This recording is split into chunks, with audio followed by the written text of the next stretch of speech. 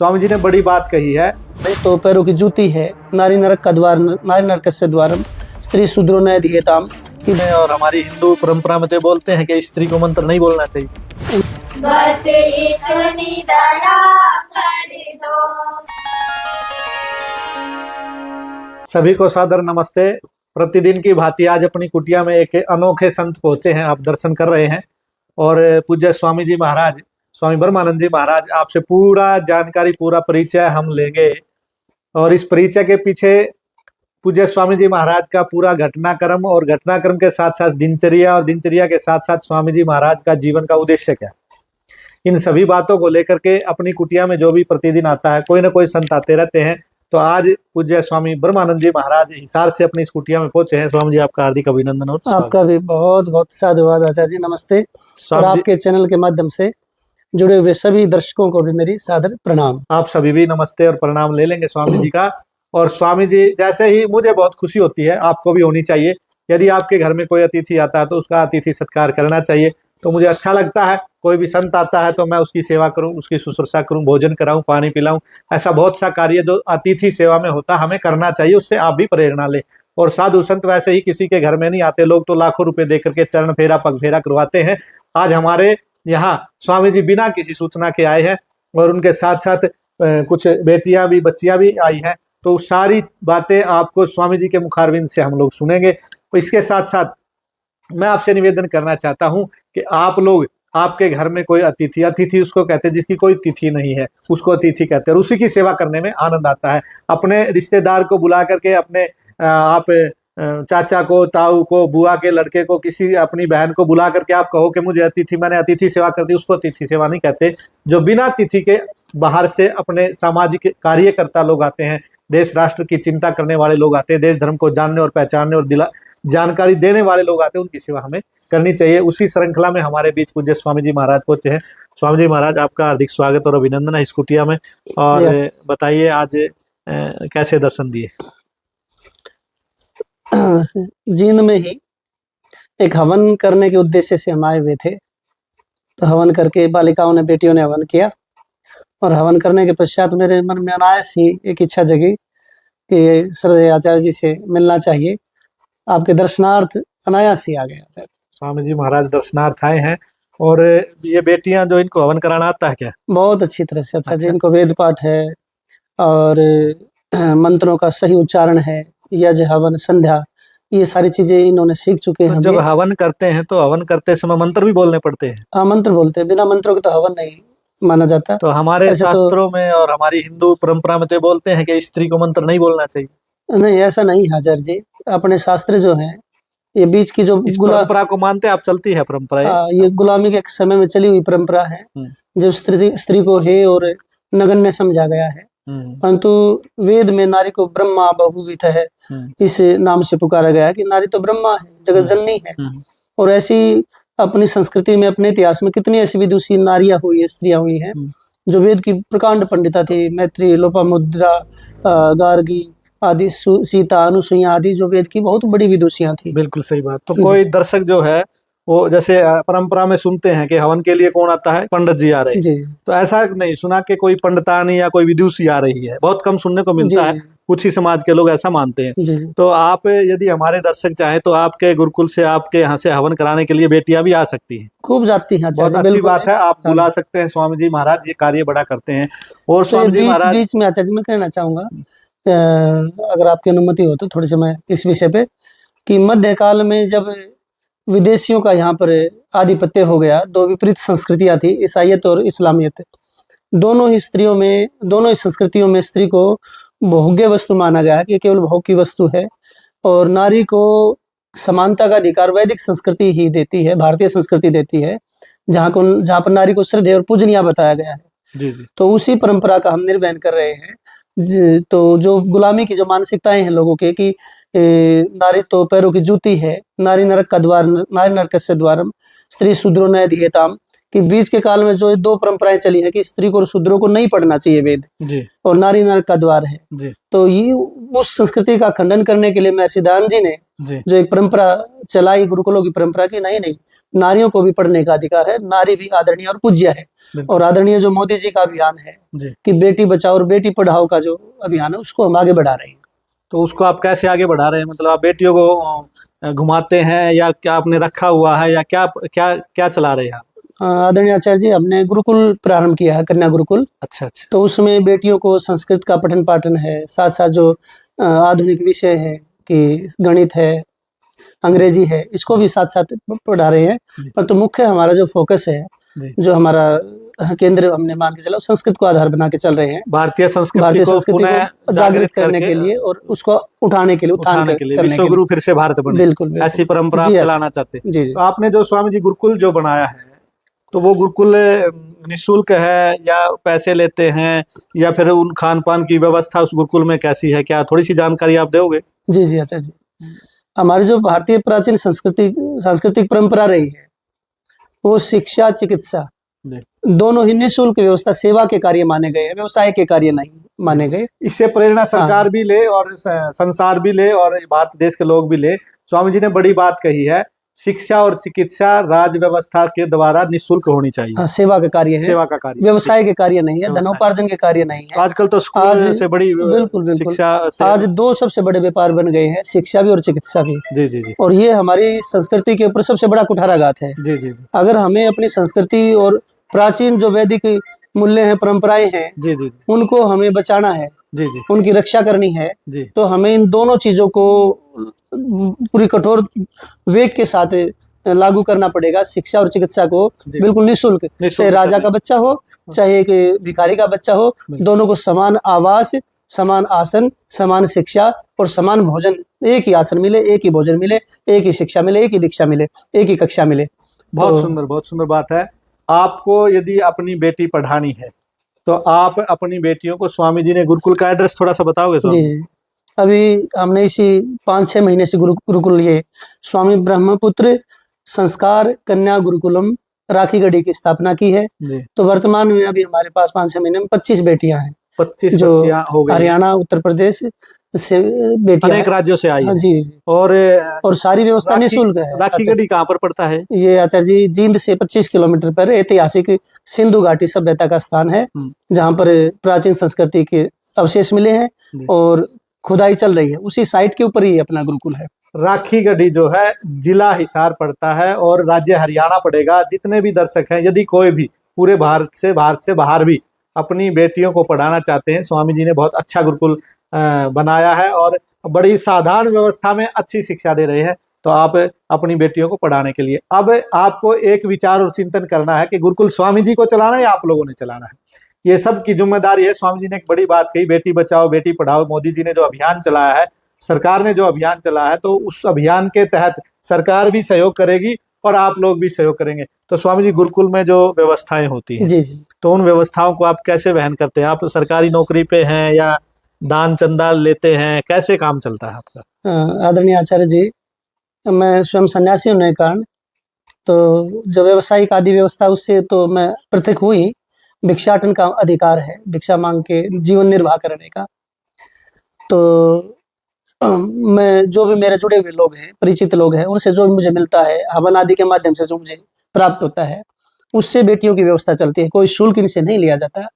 और बहुत सारे गुरुकुलों में आजकल स्कूलों में व्यवस्था हो गई है कि टेस्ट लेके बच्चे को लेते हैं। टेस्ट लेके मतलब करीम जो पढ़ने वाले बच्चे थे, जो बुद्धिमान थे, जिनको अच्छा अवसर मिला, अच्छा वातावरण मिला, अच्छे माता पिता मिले, वे तो उस व्यवस्था पढ़ जाएंगे, स्वतः ही पढ़ जाएंगे। परंतु जो बच्चे जिनको अच्छे माता पिता नहीं मिले, शिक्षित माता पिता नहीं मिले, साधन संपन्नता नहीं मिली, अच्छा उपयोगी वातावरण नहीं मिल पाया, तो वे बच्चे कैसे पढ़ पाएंगे? तो यहाँ पर अभी इस प्रकार की कोई व्यवस्था नहीं है। कोई आओ, अपने बच्चों को, अपनी कन्याओं को, बेटियों को प्रवेश करवाए और 1 साल में हम परिणाम दिखाएंगे। हाँ, तो मेहनत तो बहुत ज्यादा करनी पड़ेगी। जो बने बनाए हैं, करीम बच्चे हैं, उनके ऊपर क्या मेहनत करनी है? वो तो अपने आप ही बने बनाए बच्चे हैं। दुर्गम दूर दराज स्थानों से ये बच्चियां आई हुई स्वामी जी के पास है। उत्तर प्रदेश से हैं, बिहार से हैं, हरियाणा के अनेक राज्यों से हैं। और इस कार्य को आप लोग करने के लिए स्वामी जी से संपर्क कर सकते हैं। बड़ा अच्छा गुरुकुल बेटियों का चलता है। अब मैं स्वामी जी से ये जानना चाहूंगा, जो आपकी स्वामी जी हमारे दर्शकों से गुरुकुल के लिए क्या मांग रहेगी? क्या आपकी, जैसे आपने भिक्षाटन का काम आप करते हैं, आपने नाम लिया है, स्वामी जी। जी भिक्षा करते हैं, चाहे किसी भी अन्न की है, तन की है, मन की है, धन की है, किसी भी सामान की है, जो भी गुरुकुल में आवश्यकताएं होती है वो भिक्षा के रूप में मांगते हैं। तो हम सब का कर्तव्य बनता है कि स्वामी जी की इस झोली में, इस गुरुकुल के संचालन में, बेटियों के पढ़ने पढ़ाने में हम ये जरूर इस कार्य में सहयोग करें। तो स्वामी जी क्या क्या डिमांड आपकी भिक्षा की रहेगी कि कोई देना चाहे तो? अभी जैसे हमने गुरुकुल प्रारंभ किया है, एक छोटे एक जैसे शेषावस्था में एक पौधे को हम पौधारोपण करते हैं, तो उसी अवस्था में उसी प्रकार का कि बड़ी हमारे पास व्यवस्थाएं नहीं हैं कि बड़ी बिल्डिंगें हैं, बड़े साजो सामान है, एक सामान्य से दूर दराज के क्षेत्र में शहर से व्यवस्था की है, तो उसमें हमें वैसे अभी तो कुछ यूं मानते थे कि ऋषि मुनि तो झोपड़ियों में, कुटियों में हाँ पढ़ा देते थे, जी तो जी उसी व्यवस्था, वो भी अच्छी व्यवस्था है। बिल्कुल बड़ी बिल्डिंगों में तो हाँ जी बहुत जी। सारी खर्चे हानियां भी तो होती हैं। तभी हम ये निःशुल्क व्यवस्था इसी प्रकार की चला रहे हैं, और जैसे जैसे कन्याओं के लिए उपयोगी वातावरण बना रहे हैं। आप इन बच्चों से मंत्र पाठ आप सुनेंगे कि 5-6 महीने में इनमें के अंदर की तो क्या सीखा है, और संस्कृत संभाषण सिखा रहे हैं अभी हम।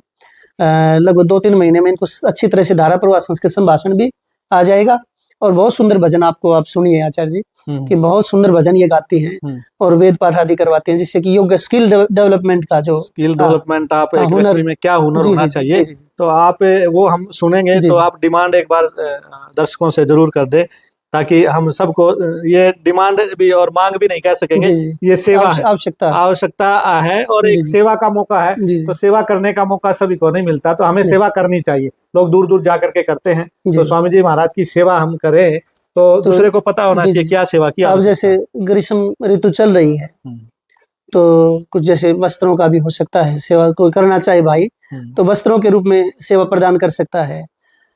जैसे गर्मी के लिए कूलर आदि की व्यवस्था के लिए आप व्यवस्था सहयोग कर सकते हैं। कुछ थोड़े से एक कक्ष की आवश्यकता है कन्याओं के लिए, तो आप उसमें भी योगदान दे सकते हैं। बाकी भोजन आदि के लिए जो सहयोग जिस प्रकार से भी आप करना चाहें तो आप कर सकते हैं। आप भोजन का सहयोग, दालें हैं, बहुत सारी चीजें हैं, मसाले हैं, घी है, घी, भोजन में भी घी का प्रयोग होता है। और आप ये घी, स्वामी बुद्ध जी महाराज प्रतिदिन सुबह और शाम दोनों समय हवन करते एक समय हवन हैं। चलता एक है, समय हवन दोनों चलता है, समय ब्रह्म यज्ञ चलता है। दोनों समय ब्रह्म यज्ञ चलता है, तो आप इस पे सहयोग दे सकते हैं। ऐसे बहुत कार्य है। और स्वामी जी का जो प्रारंभिक गुरुकुल का जो अवस्था है, उसमें भवन निर्माण का कार्य भी चला हुआ है। तो आप अपने माता पिता की याद में एक कमरा आप पूज्य स्वामी जी महाराज की शरण स्थली पर, वहां पर गुरुकुल में बनवा सकते हैं। उसका आपका पत्थर लगेगा। तो ये कुछ मांगे, कुछ सेवा के कार्य स्वामी जी ने हमारे बीच में रखे हैं। अब निर्माण क्या क्या होता है गुरुकुल के अंदर, आप विद्यालय में, स्कूल में, आप एक बच्चा 10 साल से विद्यालय में जा रहा है, आप उससे 10 साल में पूछेंगे कि 10 साल में आपने क्या सीखा है, तो शायद वो क्या बताएगा। लेकिन ये बच्चियां, स्वामी जी ने 4-5 महीने से गुरुकुल प्रारंभ किया है, तो आप देखिए इनको क्या क्या आता है। स्वामी जी महाराज बता रहे हैं संस्कृत संभाषण, संस्कृत में बात करना, संस्कृत में बोलना, और भजन है और हवन है, सब कुछ इनको आता है। तो एक स्वामी जी सुनवाएंगे एक भजन, आपको पता लगेगा कि स्किल डेवलपमेंट जो हो रहा है वो कौन कर रहा है, गुरुकुलों के माध्यम से हो रहा है, नहीं हो रहा, आपको एक जानकारी मिलेगी। हाँ, ये बेटी आप एक ईश्वर भक्ति का भजन सुनाएंगे। हे नाथ दयालु है। हे नाथ दयालु हो, बस इतनी दया कर दो। हे नाथ दयालु हो, बस इतनी दया कर दो। आया हूँ शरण तेरी, भक्ति के भाव भर दो। आया हूँ शरण तेरी, भक्ति के भाव भर दो। तेरे रंग में रंग जाए यह चंचल मन मेरा। तेरे रंग में रंग जाए यह चंचल मन मेरा। रहे साफ ना हो धुंधला मन का दर्पण मेरा। रहे साफ ना हो धुंधला मन का दर्पण मेरा। हर छाया में तुझे देखूं, हर साया में तुझे देखूं। मेरे देव यही वर दो हे नाथ दयालु हो। बस इतनी दया कर दो, आया हूँ शरण तेरी। भक्ति के भाव भर दो, आया हूँ शरण तेरी। भक्ति के भाव भर दो। ये गुरुकुल की दिनचर्या का दिग्दर्शन आपको कराया है। बहुत स्किल जो है इतना पैदा गुरुकुल में किया जाता है, और पूज्य स्वामी जी महाराज कितना मेहनत और परिश्रम करते हैं। आप गुरुकुल में आइए, आप वहाँ आएंगे, बहुत बड़ा म्यूजियम वहाँ बना है, सिंधु घाटी की सभ्यता का दर्शन होगा और स्वामी जी महाराज के गुरुकुल का दर्शन भी होगा। एड्रेस आपको हमने बता दिया है, तो इसके लिए आप हम सब ने चर्चा की है। पूज्य स्वामी महाराज और कुछ आप बताना चाह रहे हैं तो?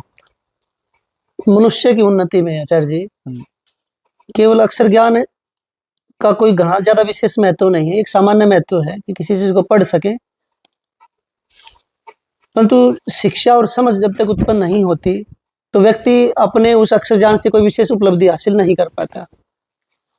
तो आजकल जो स्कूली व्यवस्था है उसमें केवल अक्षर ज्ञान का ही महत्व है और अक्षर ज्ञान तक ही केवल सीमित है। और गुरुकुलीय जो परंपरा है वो प्रातःकाल 4 बजे से दिनचर्या प्रारंभ होती है और रात्रि काल 9:30 और 10 बजे तक दिनचर्या अनवरत चलती है, बिना रुके हुए दिनचर्या चलती है कि पढ़ना है, सोना है, खाना है, पीना है। अब हर चीज में एक व्यवस्था, संस्कार साथ दिए जा रहे हैं, यानी सोच करने में भी संस्कार दिए जा रहे हैं कि सोच करते हुए कैसे बैठना है, क्या भाव रखना है। मूत्र विसर्जन करते हुए वहां पर भी संस्कार दिए जा रहे हैं, खेलने के समय भी संस्कार दिए जा रहे हैं, बैठने के समय भी संस्कार दिए जा रहे हैं। भोजन को भी अछूता नहीं रखा गया, भोजन करते हुए भी मंत्र पाठ करके एक व्यवस्थित तरीके से बैठे, कैसे भोजन करें, कितना भोजन खाएं, किस ऋतु में खाएं और अपने स्वास्थ्य के अनुकूल भोजन खाएं। ये बहुत सारी सर्वांगीण विकास का नाम ही शिक्षा और दीक्षा है। तो गुरुकुल का मुख्य उद्देश्य है कि एक बालक कैसे समाज के लिए, राष्ट्र के लिए, अपने परिवार के लिए और देश के लिए उपयोगी बने।